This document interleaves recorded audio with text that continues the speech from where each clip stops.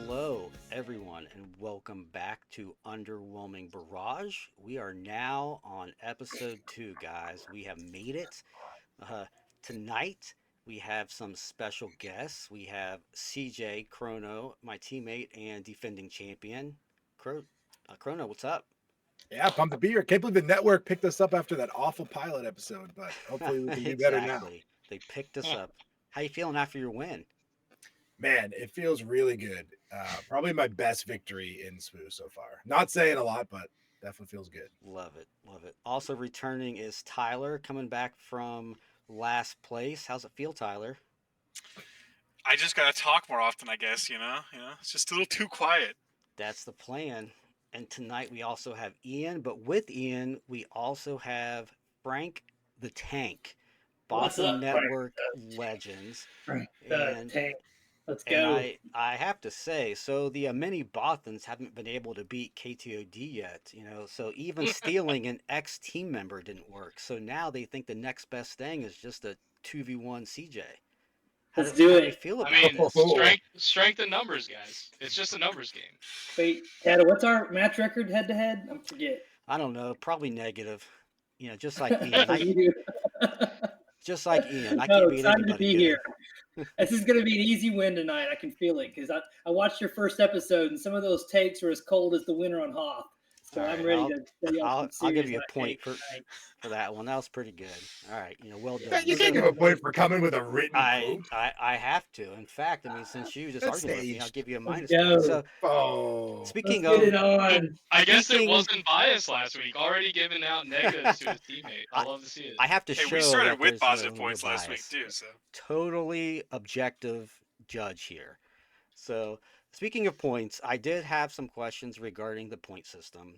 I feel like that this is a really good time to just remind everyone that the topics are all made up and the points don't matter. So, there is literally no system, totally objective, and whoever wins show. is the person who has earned their victory, obviously. So, tonight we have 5 very special topics. We are going to be talking about the leaks and how they were handled. We are going to be talking about teams and teamwork, who it benefits, who it hurts. We'll talk about worlds. We do know that it's sold out now. Talk about some set 5 leaders, and then we'll end on the force mechanic and just kind of go from there and see who comes out victorious. So I do want to thank everyone for watching the first episode. We have over 1,500 views as of this recording. That is amazing for a channel that has existed for what, less than a week at this point, maybe one full week. So it's amazing, and definitely thank you all for that. So if you guys are ready, we'll just jump right into the first topic. Let's do it. Let's do it. So the very first topic this week is about the leaks. This has been a hot topic on Reddit, on all of the discords, people talking about, did FFG do the right thing? Did content creators get a head start? That is a very false narrative. How do you guys feel about Where this? did that even come from? I don't know, but Ian, go ahead I and think it was kick a us Reddit off. post. Yeah, I don't know. I think it's so crazy because obviously content creators, like people who make YouTube videos, like, hey, Todd, maybe you even get a spoiler card in the future, right? Like getting a spoiler card is so different than getting a whole file of all the cards. Like that's not what happened. Do people think that just when you get a spoiler card, you get the full set, and just FFG's like, okay, you get to spoil column A, row 5. Like that's your Right. card, but here's the whole set, so you have context. Like, no, that's not how it works. No TCG does that. Like, I don't know where this content creator thing came from. Like, yeah, they get 1 card or 2 cards or whatever, but they don't get the whole set. The leak is a separate thing. I think that had to do with playtesters just not giving a crap and just being like, hey, anybody who has 2 thumbs, do you want the full set? Here it is, and just handing it out to people. Yeah, So, and a I'm super issue. I'm That's not bad, saying that but, that's what happened. Like someone could have even sold it, for street Right, cred or yeah. actual money. I don't know. Frank, go ahead. No, I mean, like a stormtrooper's aim, you're close, but you're off, Ian, because there is a non-disclosure agreement that these content creators are under. There's a non-disclosure agreement that these playtesters are under. So what's happening behind the scenes is these playtesters think, oh, you're under the NDA. You can look at the same stuff I'm looking at. And they're sharing stuff behind the scenes that the rest of us don't get to see. So I think it is a problem that FFG needs to address better for the players. Yes. Oh, that's interesting. That's above my pay grade, man. I don't know. I think that good call on the NDAs, Frank. But what I will say, as far as getting an advantage is concerned, the second part of this question, like if we look at it, right, we don't have a draft format for Worlds. There is no draft World Championship. It's not part of the format. That is truly where a set leak gets you a big advantage, right? Is in the limited formats. You can go and you can mock up drafts, you get practice, and you can determine strategies, all that. As far as like Constructed's concerned, we'll have this figured out in like a week with everyone playing. The meta will be pretty settled down. By the time we get there, 75 to 85% of this card pool won't even be playable, so we don't have to worry about it. Like we're all going to be on Sabine and Kira and Han 2 come Worlds. Like no one's going to be playing any of these new leaders. Yeah. So like, come on now. It's not that big of an advantage, but I think the bigger story here is just like Frank said, people were under agreements not to share it. They were picking people to share it with. They weren't even leaking it like just on the internet to everybody. They were picking and choosing who they shared it with. That's just a bad practice, right? I don't think that's very fair. Yeah. And one of the groups that the leaks hurt the most that we don't even think about is actually the game designers at FFG. These guys put a lot of effort into making these cards and putting these sets out, and they're excited for spoiler season. People that are like, oh, this is my favorite leader I made. I can't wait for everyone to see it this Thursday or whatever. And then the leaks come out, and now all of that's gone. And so these designers who've worked so hard for FFG and for us to have this great game to play don't get the enjoyment of seeing the set spoiled the way FFG wants it to. Yeah. Tyler, what do you think? I'm just glad that now everything's out, I get to go on Caravas and just play random stupid shit set 5. Yeah, and props to the Carabas people. I don't know all of their names. That's crazy that they got Petranaki. Yeah, both of them have it, That's crazy. All right. I will say though that if anybody got the leaks, I hope it was them, because it was like the full set came out on Friday, and by 10 p.m. every single card was on Petra, and it worked like flawlessly. Yeah. So I have a feeling that like they probably had the leak, and they were just like, all right. Oh no, Reddit's about to go crazy. Don't start that. Every time a new card was there, they just added it to the server or whatever. And they were just waiting for the full set because there was no way they could do all of it. Was like 100 cards in like 5 hours. I've been playing on Force Table for weeks. How about you? Hey, listen, that's a great segue from Reddit into the the next big Reddit thing from this week, last week is teams. It has been a really big deal lately. People saying teams are bad for the game. Teams cause this problem. Teams cause that problem. Like I don't agree. Like no one in a team has gone in like ahead of time saying, all right, guys, once we get to the top 8, we're all going to scoop to each other and go to the bar. Like you have to get to the top 8 first, and like it's just all of this is being very overblown. I mean, CJ, what do you think about the whole team debacle? Yeah, I mean it's absolute nonsense. It's so funny. I read some comment on Reddit. It was like, oh, these teams, they so much resources and time. It's like no one plays this game professionally. We all have jobs, and a lot of us have extremely taxing jobs, like 40 to 80 hours a week level jobs, and family and children and other obligations. So trust me, I don't know of anyone other than maybe one teammate of mine who doesn't have all that. And I'm not going to call him out who it is, but everyone else has that. Yeah, I couldn't imagine. And like, so like the idea that these, like the teams have all this, like, come on now. We're a bunch of friends who love to play the game together. And yes, it just so happens, like on the team I'm on, KTOD, we all are pretty good at the game, and we like working together, and we have good teamwork and good synergy. I know that doesn't happen in every friend group, but like go make new friends if you want to be on a team. And if you don't want to be in a team, that's fine. But go play by yourself then. I don't know what to tell you. Hey, like stop. See, Alex has the inside scoop on everything that's good in set 5. So go bother him. Go bother him. Yeah. Frank, what do you think? The teams aren't the villains. I mean, teams are great for the game. people love stories, like the storylines of like Bothan Network loses to KTOD, but they beat McClunky. I mean, the 3v3 tournament that we streamed at Seattle, at the Bothan Invitation Atlanta, was one of the biggest watched events in all this anywhere in SWU. The viewer numbers were off the chart because this 3v3 team thing was so cool, because that's what we want to do. We want to play these games with our friends, right? Like the whole this isn't we're not sitting there playing Magic the Gathering Arena for 50 hours a week. I mean, we're actually getting together, we're going to locals, we're meeting at events, we're playing in person, and we do that as teams. And if you're not on a team, you can make a team. I mean, make some friends. Like I think CJ made that point. Like put a team together. No one's stopping you from putting a team together, and come find us at the top 8. Tyler, I feel like Frank called you out on the, Magic. A little bit, a little bit. Hey, all right. I only touched it a little bit. The set just dropped. Got to compete with Chrono here. Yeah. So how do you feel about teams? Of course, I came, from Magic. I never played professionally Magic at all or stuff, but I watched a bunch of content. I watched and enjoyed all of the classic CFB guys. Reed Duke's been my favorite for many of years, and so it's different for me because I come into it knowing all this knowledge and stuff, and now being on a team, yeah, like it's just a grouping of friends that are interacting and playing with.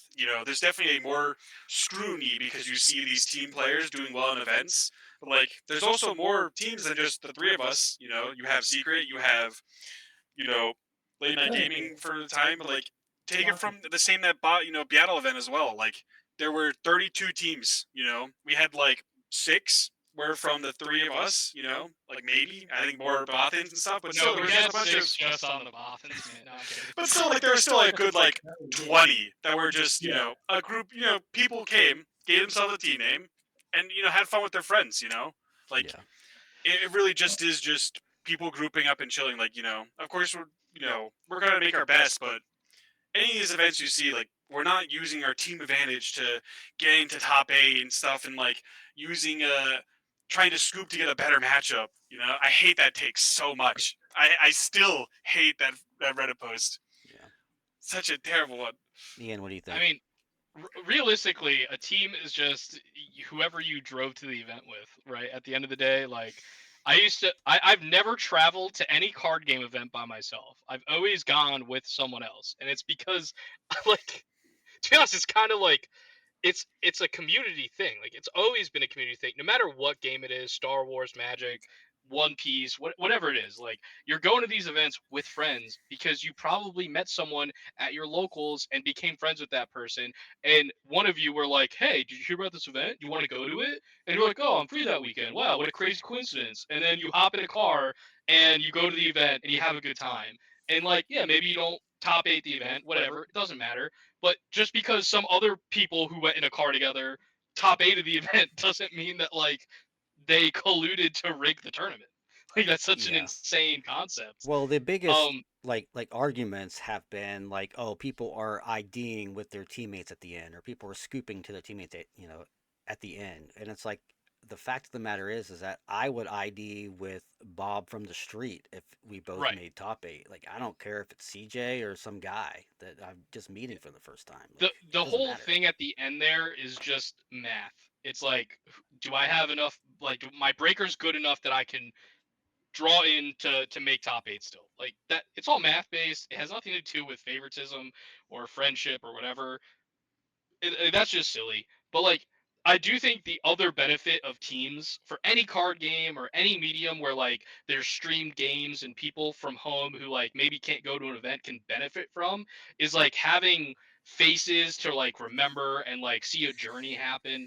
And like those are the things that are really cool, and like rivalries start to form, and people like, oh, do I want to like see BN go to the finish line and win this event, or like do I want to see KTOD take it down again, just like at Minneapolis, right? Like those are the like cool rivalries that you get to see. Like it almost becomes like wrestling, right? It's like, oh, I want to root for John Cena because he's my favorite or whatever, like that. It's like that kind of thing, and you want to like have a show for like the stream, like that's the joy of any event that you watch. Like if it's just nameless people and you don't know who they are, there's no story involved, like it's just boring. And it's not one thing we haven't even brought up yet is it's a community. Like Yeah. everyone's on the red, like, oh, why are they buying the merchandise? Like they're not buying it because they're like, oh man, I like how Chrono plays cards. It has nothing to do with it.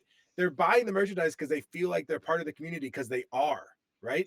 They're part of those discussions every day in the Discord. They go to the meetups, they hang out, they meet new friends. Like it's a community, whether it's McClunky, whether it's BN, whether it's KTOD. We have so many members who aren't part of the competitive team, but they are part of it. Yeah.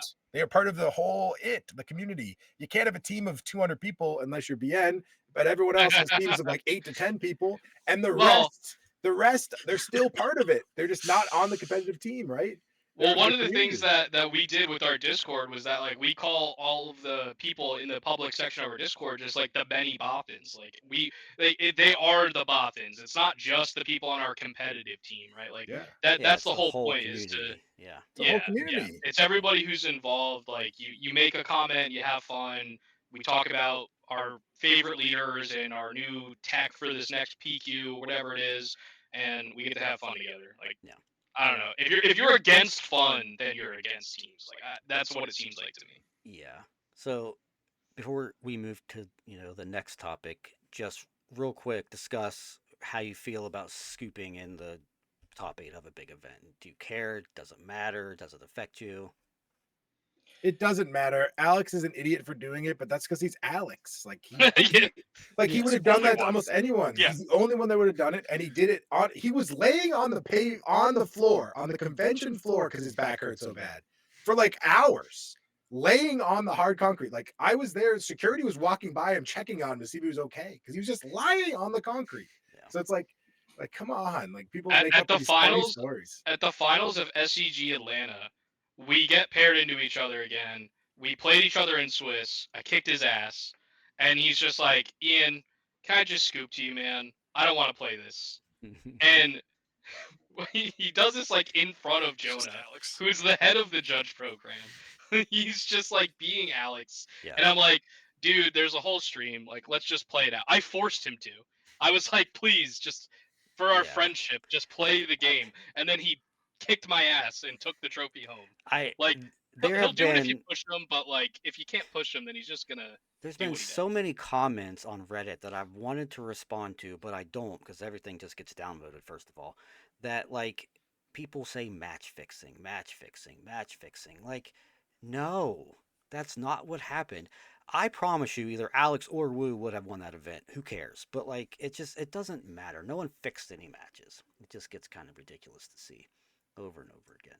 So, It's such a. I hate that take. Like Yeah. Alex literally beat the same player at the last regional event, the exact same deck, and then also at that same regional event to out every other person playing that same deck. Tyler, it's because one casual YouTuber who barely plays the game and plays at a very low level made a comment that, hey, like in my testing where I play against a bunch of bad players, I thought that matchup was really bad. And I would have thought, like, get that? No one thinks that. And like to just rally the pitchforks about it to get clicks and views is just disgusting. well, if Thor It's or someone totally- like that says that, like, this matchup is this the way or that way, then his 1,000 viewers. That's what I mean. They're all are- excited. Yeah, because are they all like, believe oh, You'll okay, go, well, this must be a you'll matter play of an fact. event, you'll figure it out. Yeah. Whether or not like scooping into a big event like that, yeah, it's stupid. I do agree with the common consensus. Alex should not have, but Alex has done this. But who cares? God, It- who it- it knows how shouldn't many matter. freaking events Yeah. at this event? I You agree. like So, all right. So moving on to Worlds, I did want to bring it up. Worlds is now sold out. Maybe yes, Main no. event? Yeah, I mean, I don't know what that means though. What does sold Yeah, out mean? I don't know How what many that They people gotta that hold means slots either. for the PQ winners, right? It's- Like there's gotta be like a reserve bucket that like yeah, probably. X amount of PQs remain. No, how so many here's tickets our is it? Someone tell me how many tickets is We sold don't know. out. No one What knows. does that I even don't know mean? that. It sounds was great really- though, It right? does sound great, doesn't it? It sounds It was really- amazing. It was really interesting though, because like it was sold out, and then someone like added Ron in a Discord thread and was like, "Oh, I meant to buy my ticket today. Like, is there any available still?" And he was just like, "Oh, check the website. There should be some available." And then magically there was some available. It's So like, I think it's like it's sold out as much as they wanted to be sold out. So how If it's how sold out, why is my X feed still full of ads and my Instagram still full of ads for this event? Why are they still running ads if it's sold out? I don't. You see any handsome faces in those ads, Frank? Are you in there? I didn't look. Oh, you should I take a look at scrolled some of too those fast. ads next time. I'm in there I like don't know 3 if times. It's kind of crazy. if anyone's Yeah, gone to really? any PQs, multiple PQs this season, you'll probably have seen, at least in the Northeast, almost all of our PQs have sold out. They've all, all weeks before sold out. You go to the event day of, 10 people drop. 10 people don't no shows every single time. Every single time. I have not even cared about pre-registering for events because I know I can walk in the front door and there'll be a spot. Okay, I there's think a it's going to be danger scary. sign here, though, for FFG. They got to be very careful. Why is it sold out? It's not sold out because they're having content creator panels. We don't even know what that I is. think it's Right? I think it's just the main event is sold out, like the actual Yes. tournament. The competitive event is sold out, FFG. Pay attention to what that means. People want to play your game competitively. I know FFG is great at making these fun, casual games, but you've got to get your act together on the competition. You've got to. You didn't sell out Galactic's main event because you're going to have an artist signing cards at your little con you're having. You sold it out because you accidentally made a brilliantly competitive game that competitive players just are obsessed with playing. Now, don't screw it up, FFG, please. Love it. Well, it's interesting you brought that up, Frank, because it's actually, in my opinion, it is a whole ecosystem, right? And like Magic has been very good at this, where they use they're used to anyway, use their pro circuit as their advertisement for their entire product, right? And so doing that, you do create now what they have these Magic cons, and we have this kind of convention center-esque world championship.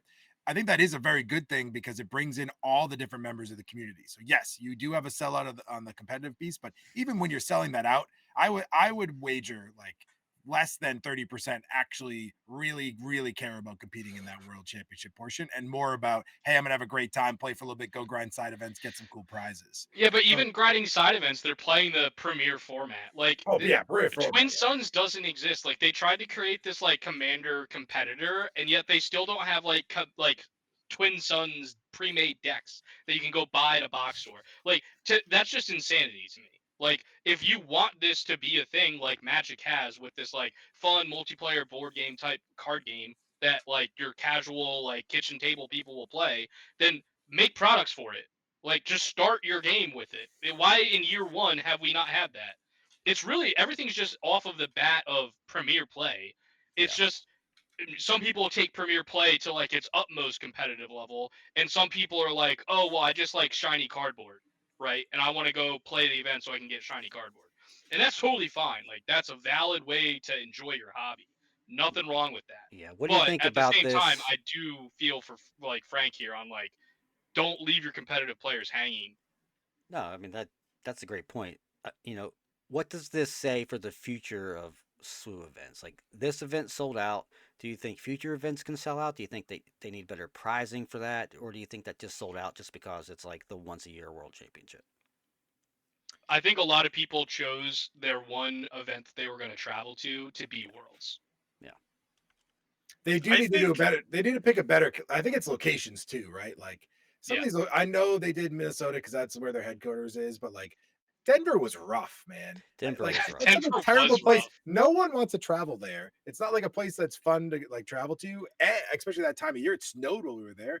Not to mention, like it's not easy for majority of the country. Like just pick one of the hub states. So I'm convinced that the locations of those events were based. All right, so they partnered in the U.S. with Star City Games, and I'm convinced that what they did was, hey, Star City, what cities and during these months can you do these events? And Star City was like, I'll do Denver this week because the week before that I have SEG Con Denver. So I'm already there, and I can just leave my stuff there for a week and not have to like ship things back and forth to a different city. That's definitely what they did. Just do it in Hartford. Then they had a Hartford like 2 weeks after it, right? Or whatever. Yeah. For all of these takes, I think it's all valid. I have more of a devil's advocate. I did not grind too many Magic events. When I was a Magic player, I did not go to thing. I don't have all that experience of going and playing for the money and stuff like that.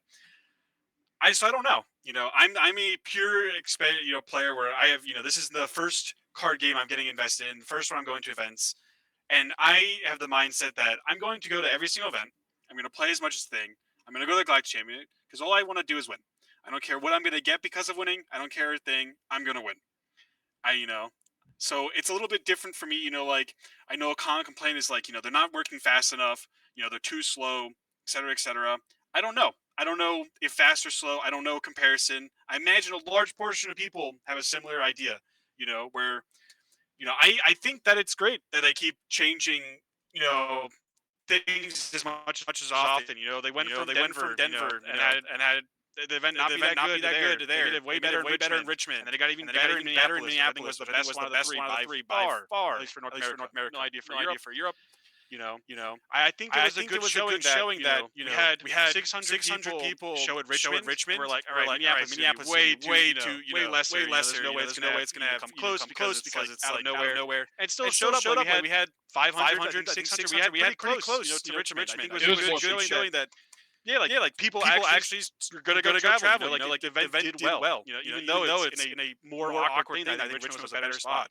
So I do think though that they have to like figure out what sectors mean compared to regionals, because like there really was no like they said sectors are 1,000-player tournaments and regionals are a 2,000-player tournament, and neither of them met either of those marks. Yeah. So like I think season 0, it's obviously an experiment. They're trying to figure out what their competitive scene's like.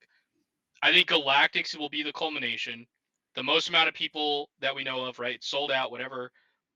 It's going to be a celebration of the game, kind of like an anniversary for them.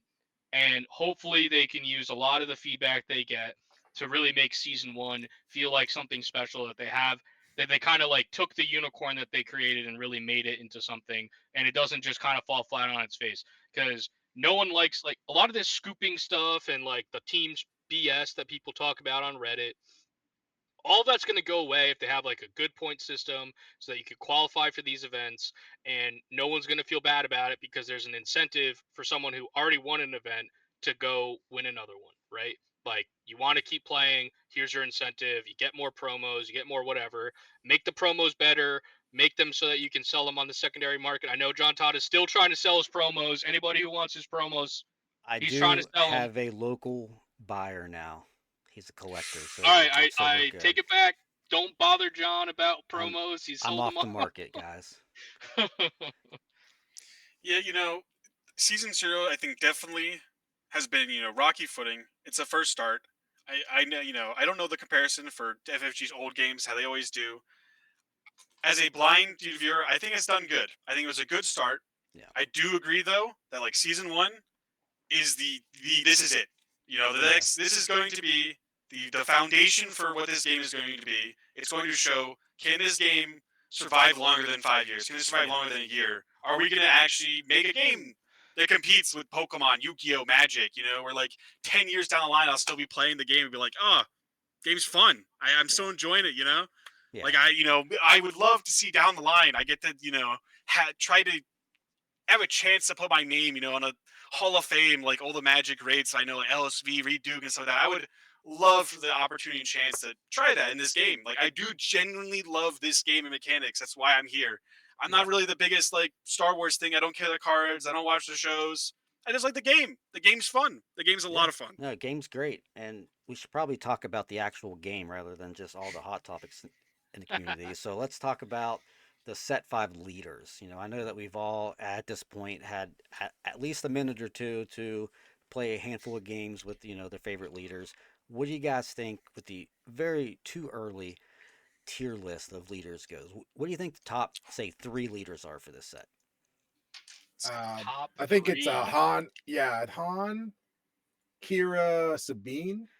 I was like, I was trying to think, how about the one was Cad? in set 5? Cad's pretty good. No, Cad got like 1 card, dude. Cad's still unplayable. Sorry. You got me for a second there. I was like, Han Solo. What Han was in set 5? I had to pull up this set, like the leader list. I'm like, I don't remember there being a Han Solo. All right, Frank. No, I think top 3 leaders. Hit me. You say I you? like Frank. Frank. Oh, did you say Frank? I thought you said Frank. But yeah, I like Kylo a lot. It's fun to slap a bunch of upgrades into your discard pile and flip and do some big Voltron thing. That, like my Timmy Roots of Magic. I like that. That's a lot of fun. The control leaders seem to be a little bit ahead to me than the aggro leaders. I still don't think any of these aggro leaders are better than Sabine yet. I love. Not We'll get to the, not the same way CB does it. yeah, we'll get to the force package later, but I'm enjoying playing the force leaders, not in an aggro package, but in a control package. I think there's a lot of great things there. I mean, I think everyone's on everybody's favorite Mama Talzin, and I don't know. There's going to be probably a third. I like Anakin. I know a lot of people don't, but I like Anakin. I'll like, oh, you have an aspect penalty, but do you know? I mean, you get to play events out of 4 different aspects. I mean, all villain, but still. I mean, so to me right now, as I'm building, I like Kylo, I like Talzin, I like Anakin. There's 3. All right, Ian, what do you think? Oh, just go through the BN players. Just get the top 3 from every. Trying to get BN. all I the see what you're hotness so doing. I can go build my It's decks. like what happened last time. I know.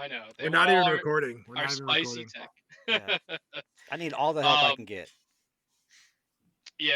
Well, it's understandable. So I think that my favorite leader right now is Barris Offie. I think Yellow Villainy. I've been playing a lot of Yellow Villainy. I went from Django in set 4 to Vader Yellow. I just can't get off of it. I don't know how good she is, but I've been liking her. Like, I think it's a nice puzzle to solve. I think all of her colors are viable. I think just getting a discount on events is really powerful. Like, specifically, Shien Flurry for 0 just seems busted. Like, Yeah. I there's like a multitude of colors you can do it with, but obviously Vader, like the new Vader that's busted, the legendary, just getting that on 6 with ambush, clearly a broken interaction. So like that's a lot of fun. Um, I think the other one that I've liked a lot was Obi-Wan. I mean, that's just like a value. Like I'm gonna make guys and I'm gonna pump them up. It's kind of like Ray, but you don't have to pay like 1 resource. You just pay the force token. Just kind of flood the board, make them really big. Your opponents can't trade into them. Seems good. Yeah. And then the last one that I liked a lot was also Talzin. But I mean, the problem that I have with Talzin is I think her front side's absolute dog. Like I think it's terrible. I think the -1/-1 to use the force token is terrible. I just think that her flip is a 3/7 with the force tag on 5, and that's really good. We've seen that with uh Quinlan. Like that's really good. The turn that you flip her when you use her front side, it's good. But like outside of that, like you really have to play. I feel like you have to like out of sequence stuff to make her work. So I like her, but I don't really think that she's that great. I don't know. I still have to mess around with her. I think everybody's playing her with red because of force throw, and that's like the obvious thing to do. But I think there's other ways to build her. But yeah, I think her flip side's broken for That was sure. like the ultimate roller coaster of minus and plus points. I think you actually ended up maybe +1 there. Tyler? Yeah, I've heard more coherent ramblings from C3PO in a panic. Thank you, Frank. Thank you. Tyler, what do you think? Stop The giving Frank leaders- points for nonsense. Oh man. The leaders have been like interesting. I wish Grand Inquisitor was just a little bit better. I wish I could play a double yellow villainy deck with all these Dude, cards. he's so bad. I love the actual just cards in this set, and trying to just find a leader to play them is like the hardest choice for me. Because like new Vader, amazing. Yoda, amazing. Anakin, amazing. Especially if you can get any heroism. That -3/-3 twice is so good. Like I play, Third Sister, trying to play the hidden cards. I love all the yellow villainy hidden cards so much.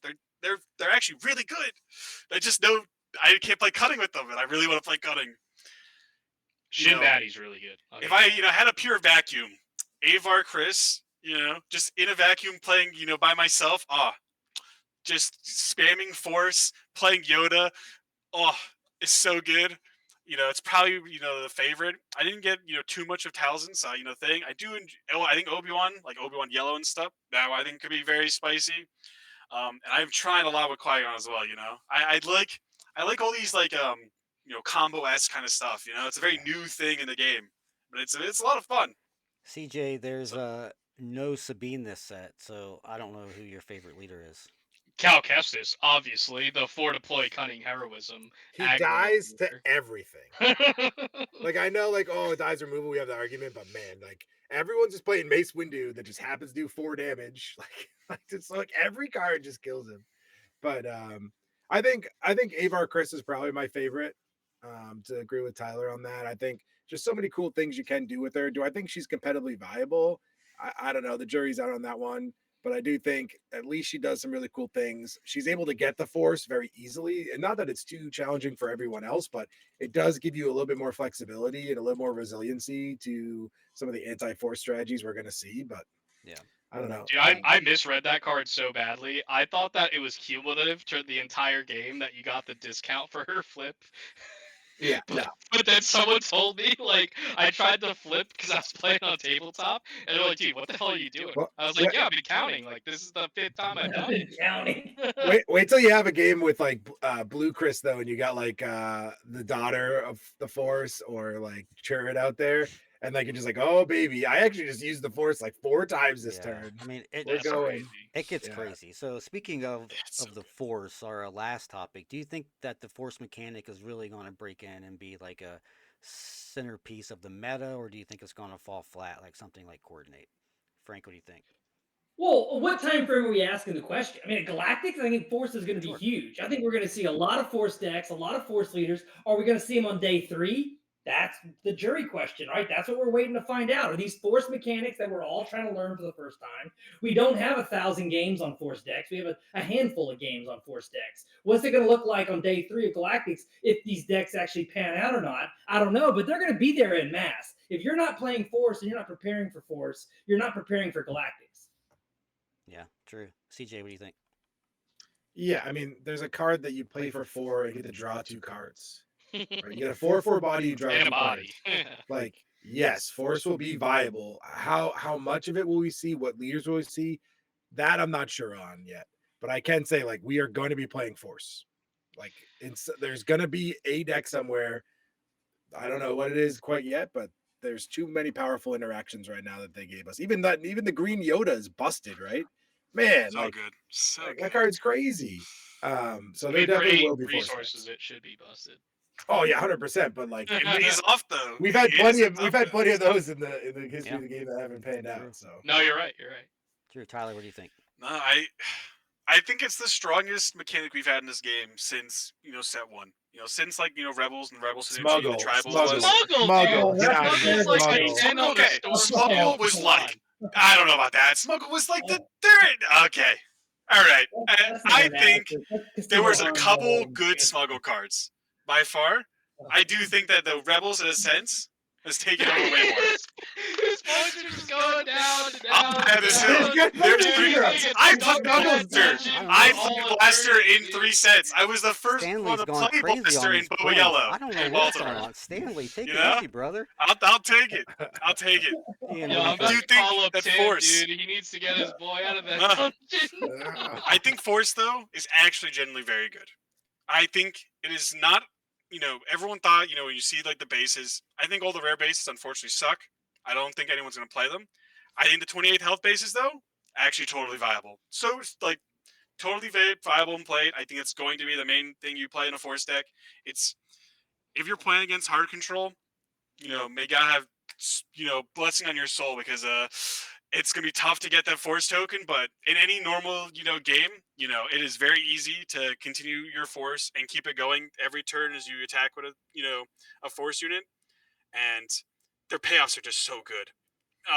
Kiadimundi so good, Yoda so good.